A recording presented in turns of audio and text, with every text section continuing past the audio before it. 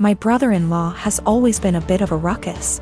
Just a very jolly guy, used to be a hard-partied when I first knew him, but not so much now.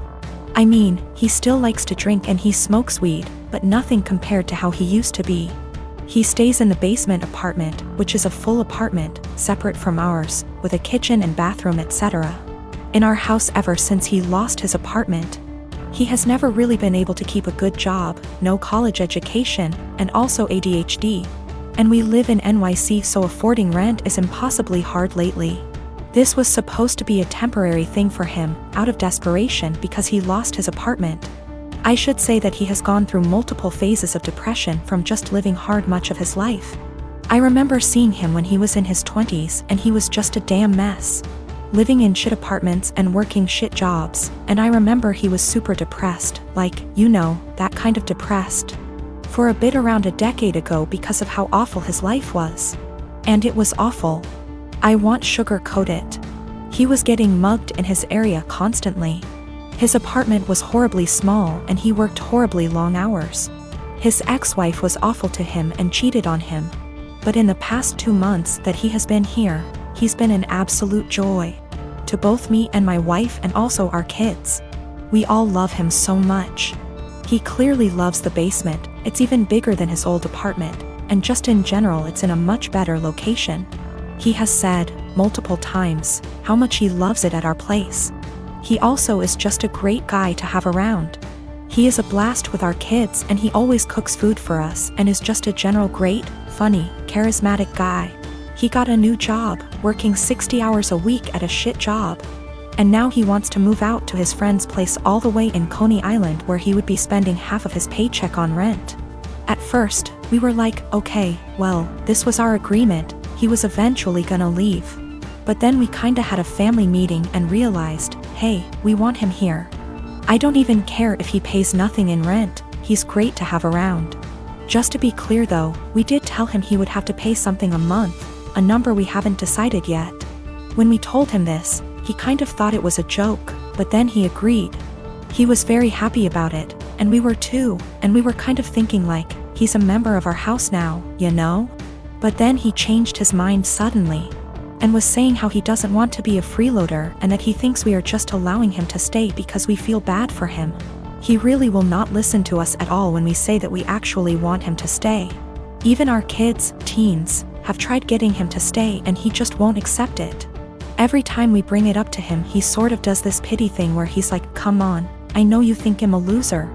I'm not gonna mooch off of you guys or something along those lines. It's been around 2 weeks, and he just kind of feels bad about it. It is absolutely a pride thing for him. He technically plans on moving out in the next few weeks. But we really want him to stay. And we know that he would love to stay. I feel like there is really no chance this is some kind of deep down he hates it here kind of situation. This is 100% a pride thing for him. My brother-in-law, Sammy, lost his home shortly after his divorce 10 months ago. He moved in with us and brought his twin daughters, Olivia and Sloane 18, with him a couple of months ago. His sister, my wife, and I have one daughter, Zoe 16, and she and her cousins aren't close but get along fine. Olivia and Sloane have no respect for Zoe's privacy, none. They used to walk into her room and take everything they get their hands on. Makeup, phone accessories, clothes, school laptop etc. Zoe complained a lot and I've already asked the girls to respect Zoe's privacy and stop taking things. My wife and Sammy saw no issue with this. After all, they're girls and this typical teenage girl's behavior. I completely disagreed. Last straw was when Zoe bought a $60 M.A.C makeup kit that looks like a paint set that she saved up for over a month, and one of the girls, Sloane, took it without permission and ruined it by mixing shades together while using it. Don't know much about makeup, but that's what Zoe said when she found the kit on her bed, and was crying. I told my wife and she said she'd ask Sloane to apologize, but I got Zoe a lock after I found she was moving valuable belongings out the house because of this incident.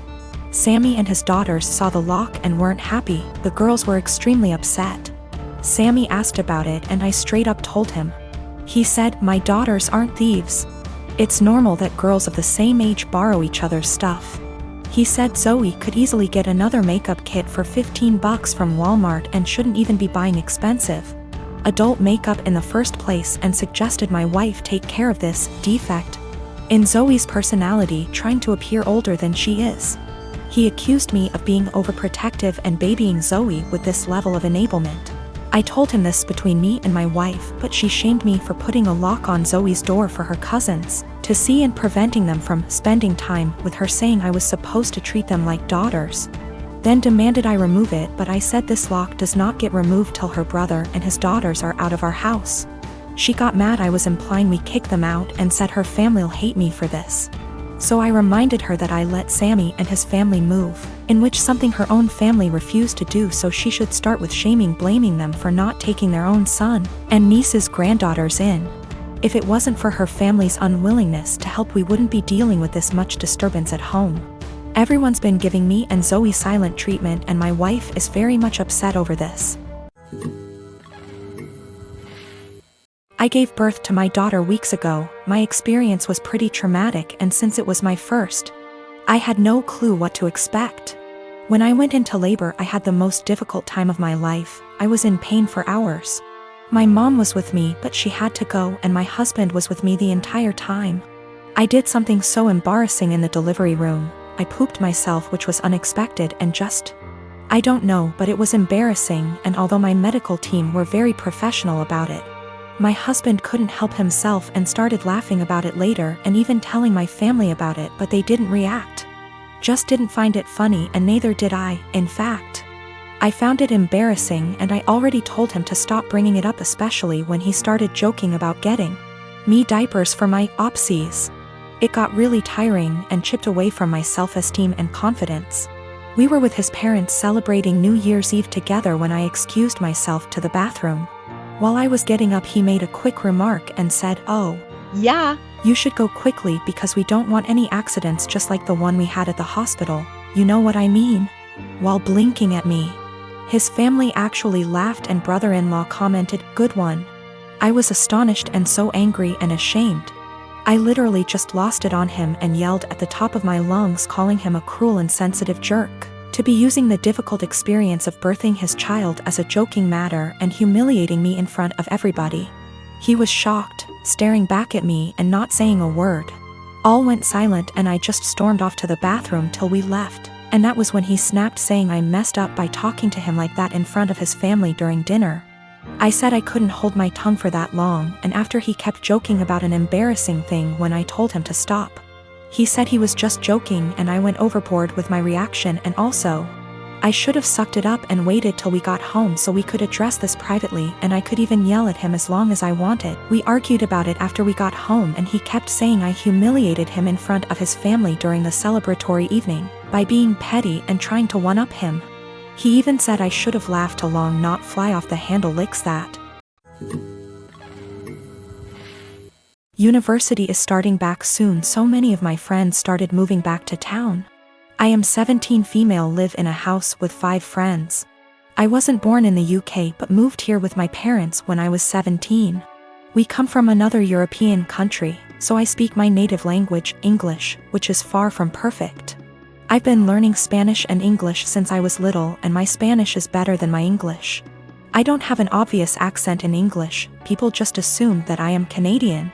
We had a small party on Saturday, and one friend brought his new girlfriend, Jess 20, and she's the reason why I am posting here. Jess made sure to let everyone know that she's a polyglot and speaks multiple languages. I was obviously impressed. I study modern languages, meaning that I'm learning Italian and German on top of Spanish. And obviously I asked what languages she speaks: Spanish, Japanese, Arabic, my native language, German, Korean, and French. I told her how impressed I was and carried on with my evening. I had a short phone call with my mom, whom I obviously speak to in my native tongue, and I went out of the house to talk to her. Jess was out in the garden and heard my conversation, and she corrected me on my pronunciation. I told her that she was in the wrong, and she insisted that she knows better. I didn't fancy getting into any arguments, so I ignored her and went back inside saying, whatever. Later, I bumped my head and swore loudly in Spanish. I tend to code switch a lot when drunk, and she corrected my pronunciation. which was funny because it was her who was incorrect. I ignored her again.